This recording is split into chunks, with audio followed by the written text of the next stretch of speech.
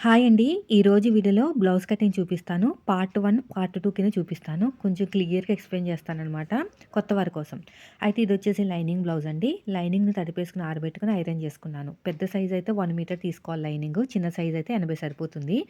ఇక్కడ 4 ఫోల్డింగ్ చేసిన తర్వాత నేను పైపింగ్ వేద్దామని చెప్పేసి ఒక హాఫ్ ఇంచ్ మాత్రమే ఖర్చు తీసుకున్నాను. ఇక్కడ ఎడ్జెస్ కరెక్ట్‌గా లేవు.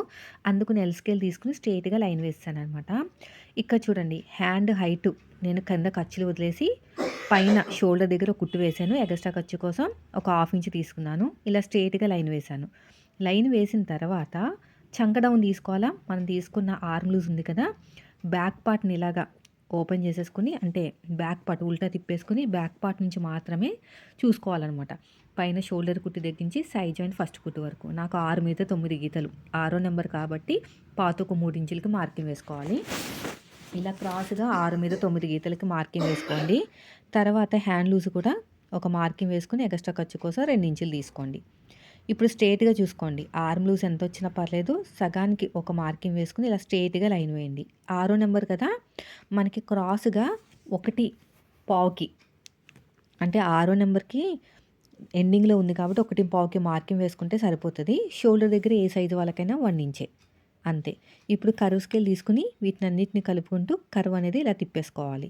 మళ్ళీ ఉల్టా తిప్పేసుకొని ఇంకొక మార్కింగ్ అయితే వేసేసుకోండి. ఇలా వేసుకున్న తర్వాత నీట్‌గా వేసుకోండి మార్కింగు. లేదంటే కరెక్ట్‌గా రాదు. ఓకేనా? ఇప్పుడు ఇక్కడ స్ట్రెయిట్‌గా ఒక లైన్ వేసాం. కర్వ్ తిరిగిన చోట ఒక ప్లస్ గుర్తులాగా వస్తది. హాఫ్ ఇంచ్ లోతు తీసుకోండి. మన వైపు నుంచి 1 ఇంచ్ అయితే తీసుకోండి. ఆర్మ్ లూజ్ దగ్గర మన వైపుకి. మళ్ళీ ఈ రెండిటిని కలుపుకుంటూ మళ్ళీ కర్వ్ స్కేల్‌తో నీట్‌గా కర్వ్ అనేది తిప్పేసేయండి. చూసారు కదా! ఎలాగైతే తిప్పానో అలాగా. అంతే. ఇప్పుడు ఎలాగైతే మార్కింగ్ వేసుకున్నామో సేమ్ అదే విధంగా కటింగ్ చేసుకుంటూ వెళ్ళిపోవాలి. బ్యాక్ పార్ట్ కూడా చూపిస్తాను. ఫ్రంట్ పార్ట్ నెక్స్ట్ పార్ట్‌లో చూపిస్తాను. అయిపోయింది. మిడిల్‌లో ఒక చిన్న టక్ పెట్టేసుకోండి. 2 లేయర్స్‌ని సెపరేట్‌గా తీసేసుకోండి. ఇలాగ 2 లేయర్స్‌ని సెపరేట్‌గా తీసేసుకొని లోతైతే కట్ చేసేసుకోండి ఇలాగా. ఇలా నీట్‌గా లోత్ అనేది కట్ చేసేసుకోవాలి. చూసారు కదా! ఎలాగైతే కట్ చేస్తానో అలాగా. ఇది ఫ్రంట్ పార్ట్ అని తెలియడానికి ఒక మార్కింగ్ వేసుకోండి. ఇది అయిపోయింది. ఇప్పుడు తర్వాత వచ్చేసి ఫోల్డింగ్ అనేది మన వైపుకు ఉండాలండి. ఎందుకంటే ఇది ఫ్రంట్ ఓపెన్ అనమాట. ఎల్ స్కేల్ సహాయంతో ఇలా స్ట్రెయిట్‌గా లైన్ వేసేసేయండి.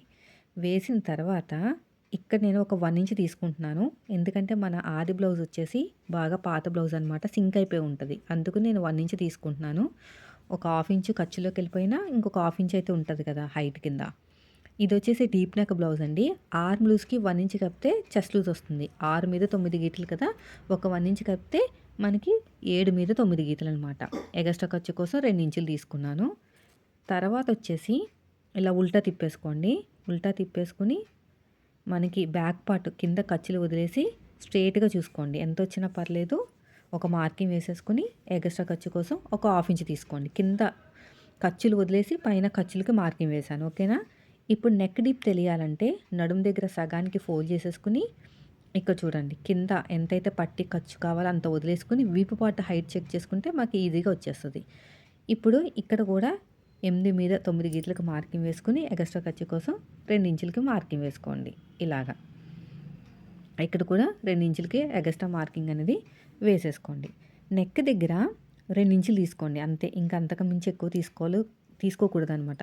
వీళ్ళు నెక్ బ్రాడ్‌గా కావాలి అన్నారు. అందుకని కింద 3 ఇంచులు తీసుకున్నాను. నెక్ బ్రాడ్‌గా కావాలంట. అందుకనే 3 ఇంచులు తీసుకున్నాను. కర్వ్ స్కేల్ తోటి నీట్‌గా కర్వ్ అనేది తిప్పేసేయండి ఇలాగా. ఇప్పుడు చిన్న సైజు షోల్డరు ఎంత తీసుకోవాలంటే నెక్ పక్కన ఒక పావించి వదిలేను కదా ఖర్చుకి. అక్కడి నుంచి మార్కింగ్ వేసుకోవాలి. ఓకేనా? రెండో గీత దగ్గర నుంచి పట్టుకొని ఇక్కడ ఒక మార్కింగ్ వేసుకొని ఎగస్ట్రా ఖర్చు కోసం ఒక హాఫ్ ఇంచ్ అలా తీసుకోండి. ఫుల్ షోల్డర్ నాకు 5 ఇంచులు వచ్చిందండి. 5 ఇంచులు కింద కూడా అంతే పెట్టుకున్నాను 5 ఇంచులు. చంక డౌన్ వచ్చేసి నేనైతే 5.5 ఇంచులు ఇస్తున్నాను. చూస్తాను కరెక్ట్‌గా మ్యాచ్ అవుతదో లేదా అనేది. ఆర్మ్ లూజ్‌కి మ్యాచ్ అయిపోవాలనమాట. ఇలా స్ట్రెయిట్‌గా లైన్ తీసేసుకొని ఇక్కడ కూడా అంతే ఇలాగ స్ట్రెయిట్‌గా లైన్ అయితే తీసేసుకోండి. కర్వ్ స్కేల్ తోటి నీట్‌గా కర్వ్ అనేది తిప్పేసుకోండి. ఇక్కడ, ఇక్కడ మనం 1.5కి మార్కింగ్ వేసుకోవాలి. ఓకేనా? ఇలా నీట్‌గా కర్వ్ స్కేల్ తోటి నీట్‌గా కర్వ్ అనేది తిప్పేసుకోండి. ఇక్కడ షోల్డర్ దగ్గర కావాల్సినంత ఖర్చు వదిలేసుకొని గీత కింద నుంచి కొలుచుకోండి. కరెక్ట్‌గా వచ్చిందా లేదా అనేది. సో, నాకైతే కరెక్ట్‌గానే వచ్చేసిందండి. ఇప్పుడు నడుము లూజ్ వచ్చేసి 28, నాలుగో భాగం 7 ఇంచులు, డాట్ కోసం 1 ఇంచ్ కప్పితే 8 ఇంచులు. 8 ఇంచులకు మార్కింగ్ వేసుకొని అటు ఒక హాఫ్ ఇంచు, ఇటు ఒక హాఫ్ ఇంచు. హైట్ వచ్చేసి 4 ఇంచులు తీసుకోవాలి. అంతే. ఇప్పుడు ఎలాగైతే మార్కింగ్ వేసుకున్నామో సేమ్ అదే విధంగా కటింగ్ చేసేసుకుందాం. ఇలా నీట్‌గా కటింగ్ చేసుకోవాలి. ఓకేనా? ఇది పార్ట్ 1 అండి. నెక్స్ట్ పార్ట్ 2లో ఫ్రంట్ పార్ట్ చూపిస్తాను. అదేవిధంగా లైనింగ్ మీద పెట్టుకుని ఎలా కట్ చేసుకోవాలో కూడా చూపిస్తాను. ఇలా నీట్‌గా కట్ చేసుకుంటూ వచ్చేసేయాలి. చూడండి నేను ఎలాగైతే కట్ చేస్తున్నానో అలాగా.